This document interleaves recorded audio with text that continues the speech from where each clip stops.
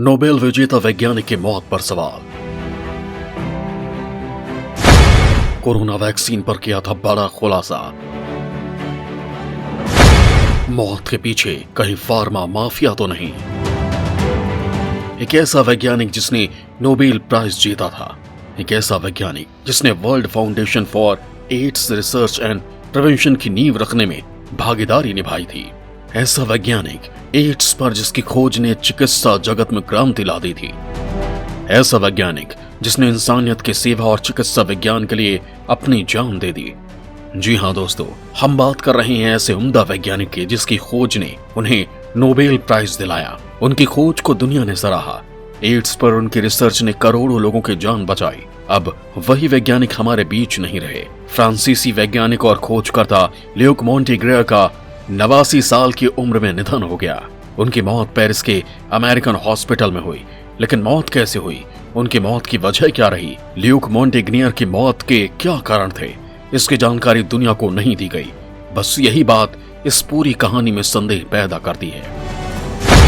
क्या छिपा रहा पेरिस का अमेरिकी हॉस्पिटल? मौत के कारणों को छिपाने के पीछे मंशा क्या?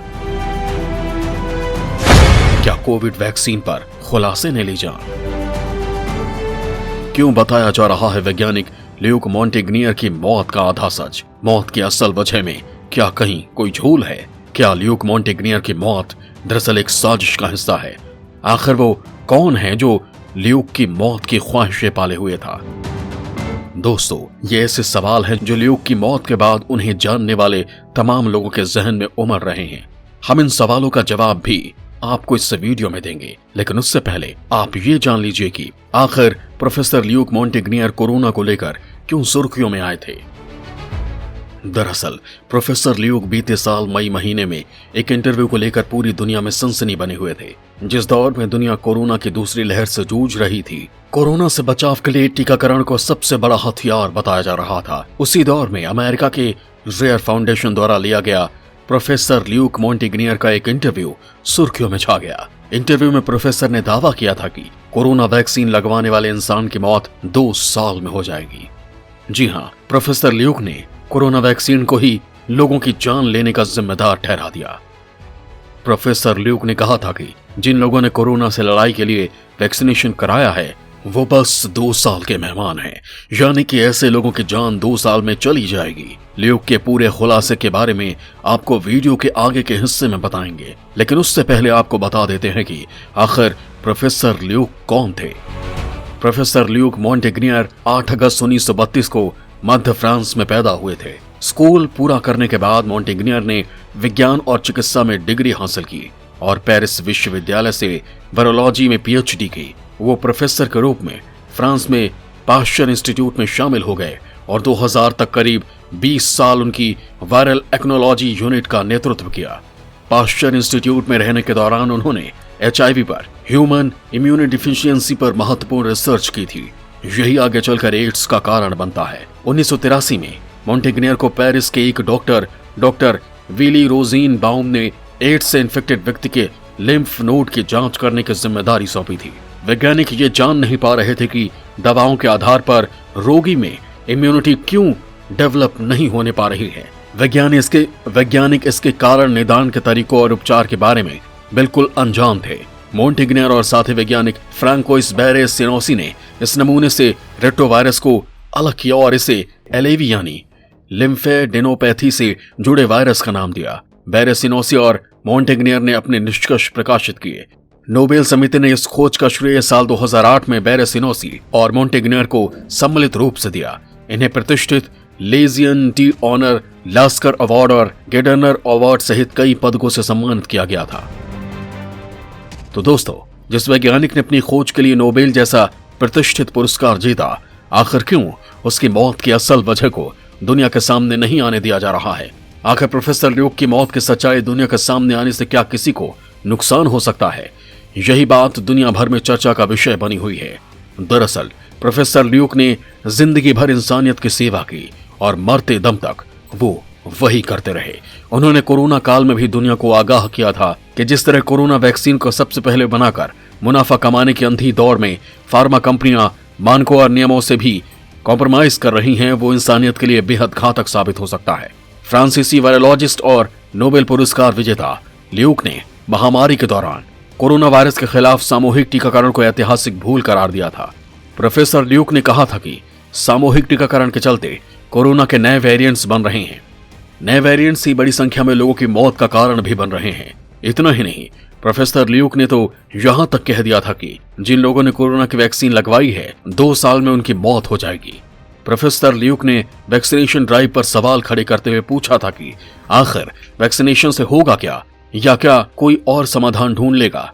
यह साफ है कि नए वेरिएंट टीकाकरण के कारण एंटीबॉडी मीडिएटेड सिलेक्शन से बनाए गए हैं।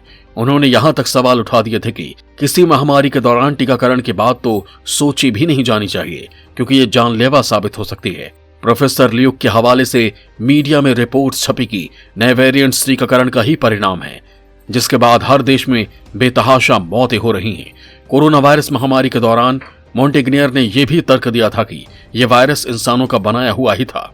अगस्त 2020 में प्रकाशित एक पेपर में उन्होंने लिखा था कि प्रयोगशाला में जोड़ तोड़ करके सब कुछ संभव है। हालांकि उनके इस दावे को WHO ने निराधार बताकर खारिज कर दिया था। दोस्तों, कोरोना वायरस चीन के वुहान लैब में बनाया गया था और इसे बायोलॉजिकल वेपन की तरह इस्तेमाल करने की तैयारी थी। इस बात का खुलासा कई बार हो भी चुका है। पिछले ही साल चीन के वैज्ञानिकों और अमेरिकी साइंटिस्ट के बीच ईमेल चैट भी इस ओर इशारा कर चुकी है कि चीन ने ही अपनी वुहान लैब में कोरोना वायरस बनाया था।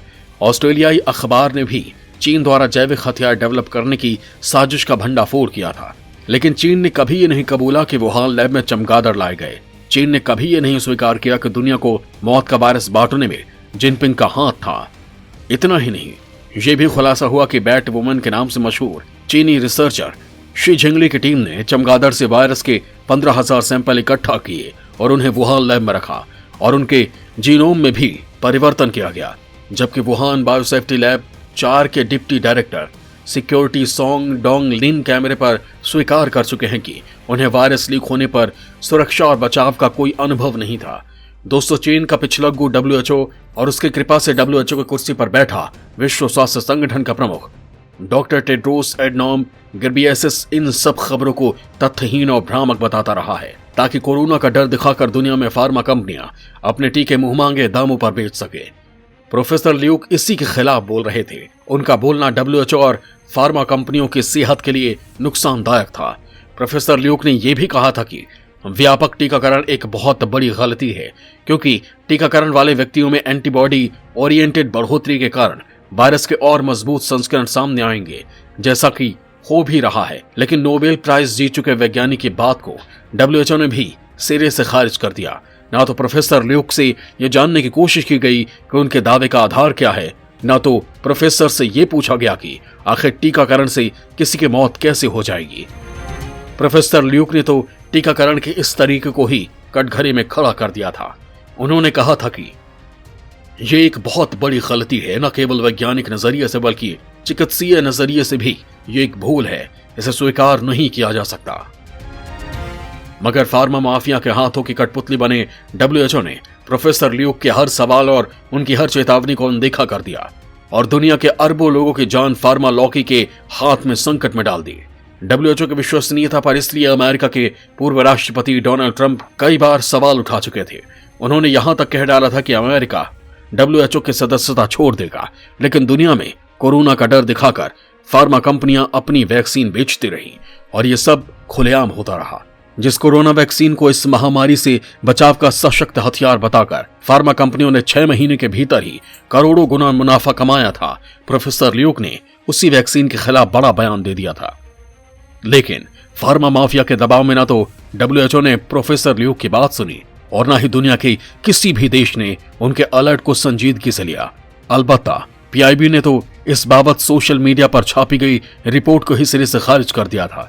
सरकार के PIB फैक्ट चेक हैंडल से 25 मई 2021 को फेसबुक और इंस्टाग्राम पर एक पोस्ट शेयर किया गया था। इसमें उस दावे का खंडन किया गया था जिसमें फ्रांस के नोबेल प्राइज विजेता ल्यूक मोंटेग्नियर ने कहा था कि कोरोना का टीका लगवाने वालों की 2 साल में मौत हो जाएगी।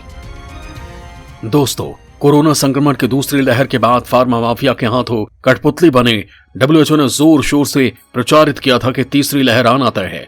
इसमें भी उसने कोरोना के नए नए वेरिएंट्स के नाम पर लोगों को डराना शुरू कर दिया था। कोरोना का लेटेस्ट वेरिएंट ओमिक्रॉन भी डर के इसी टूल का ही नाम है।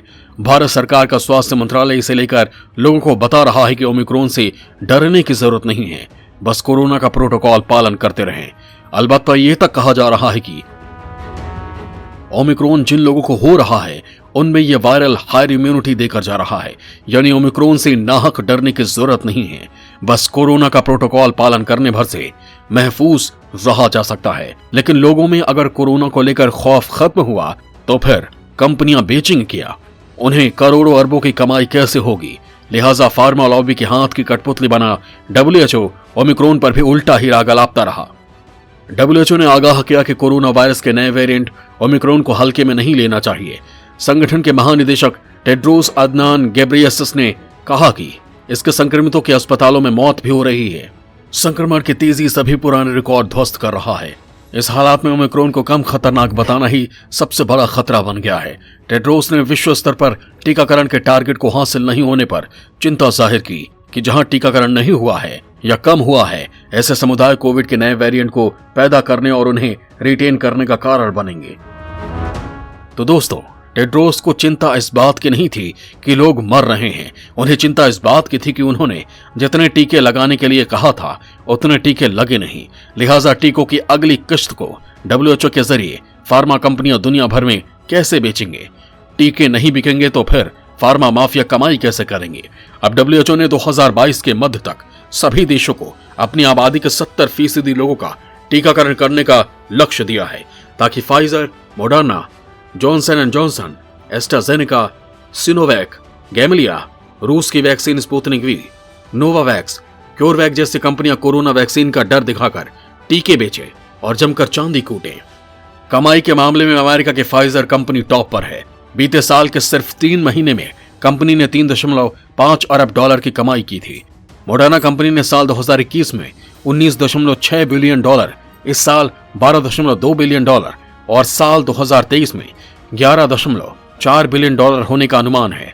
आप ये जानकर हैरान हो जाएंगे कि 2010 में बनी इस कंपनी के शेयर्स में पिछले 12 महीने में 372% का उछाल आया है। यानी अगर आपने इसके शेयर में ₹100 का निवेश किया है तो अब आपकी ये रकम ₹372 बढ़ चुकी है। Johnson and Johnson company Covax Nations में 222 तक 500 मिलियन डोज भेजने का टारगेट फिक्स कर चुकी है। बीते साल कंपनी को $10 बिलियन से ज्यादा कमाई हुई थी। कमाई के मामले में चीन की सिनोवैक 5वें नंबर पर आती है। फाइजर ने दुनिया में सबसे पहले कोरोना वायरस वैक्सीन डेवलप कर ली थी और इस वजह से उसे काफी तारीफें मिली थी। फाइजर का दावा था कि कोरोना वैक्सीन ने दुनिया भर में बहुत से लोगों की जान बचाने में कामयाबी हासिल की। लेकिन फाइजर कंपनी एक ढीठ व्यापारी भी है। वो जानती है कि कैसे प्रॉफिट कमाया जाए, लिहाजा उसने बड़े ही शातिराना तरीके से अपनी वैक्सीन को मुंह मांगे दाम पर बेचा और कोरोना काल में अकूत कमाई का पहाड़ खड़ा कर दिया। इसके लिए उसने डब्ल्यूएचओ को अपना मोहरा बनाया, क्योंकि डब्ल्यूएचओ को अपनी फंक्शनिंग के लिए दुनिया के अलग अलग देश चंदा देते हैं। यानी जो देश जितनी ज्यादा खैरात देगा, डब्ल्यूएचओ उसका उतना ही ज्यादा गुणगान करेगा। डब्ल्यूएचओ की ऑफिशियल वेबसाइट पर मिली जानकारी के मुताबिक डब्ल्यूएचओ का अमेरिका और दूसरे सदस्य देशों से 35.41% फंड आता है। जनहित में काम करने वाली संस्थाएं डब्ल्यूएचओ को 9.33% फंड देती हैं, जबकि 8.1% फंड यूएन संस्थाएं देती हैं। इसके अलावा बहुत से देश डब्ल्यूएचओ की सदस्यता पाने के लिए भी पैसे देते हैं, जबकि अमेरिका डब्ल्यूएचओ की फंडिंग का सबसे बड़ा हिस्सा यानी लगभग 15% देता है, जबकि हिंदुस्तान 1%। तो डब्ल्यूएचओ की फंडिंग के ये आंकड़े देखकर तो आप समझ ही गए होंगे कि पूरा खेल क्या है। दुनिया भर में हेल्थ प्रोग्राम्स चलाने के लिए डब्ल्यूएचओ ये फंडिंग पानी की तरह बहाकर खर्च करता है। इससे दवाएं और जरूरी उपकरण खरीदे जाते हैं। यहीं पर डब्ल्यूएचओ खेल कर देता है। अपने चहेते देश और चहेती कंपनी से डब्ल्यूएचओ ये खरीदारी करता है और उन्हें फायदा पहुंचाता है। लेकिन प्रोफेसर ल्यूक जैसे कई वैज्ञानिक हैं जो कोरोना महामारी और इसके टीके के पीछे के मेडिकल और फार्मा माफिया के जाल के हकीकत के सामने ला रहे हैं। यही कारण है कि डब्ल्यूएचओ द्वारा फैलाया गया ओमिक्रॉन के हव्वे की हवा निकल गई।